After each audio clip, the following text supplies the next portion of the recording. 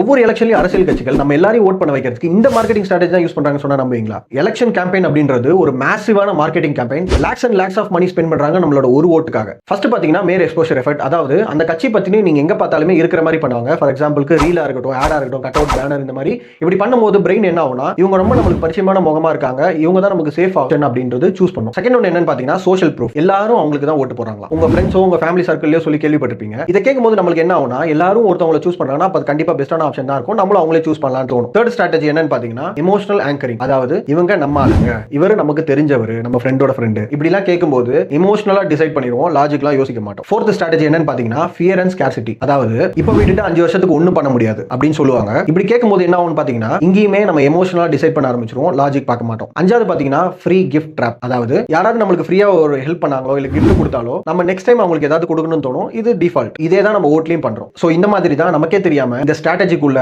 Decide பண்ணி நம்மளே vote பண்ணிட்டு இருக்கோம். உங்க ஓட் எந்த ஸ்ட்ராட்டஜியோட ரிசல்ட்டா வேணா இருக்கலாம், ஆனா அது உங்க சிந்தனையோட ரிசல்ட்டா இருக்கணும். நீங்க எந்த கட்சிக்கு ஓட்டு போடுவீங்கன்னு மறக்காம கமெண்ட்ல சொல்லுங்க, தெரிஞ்சுப்போம்.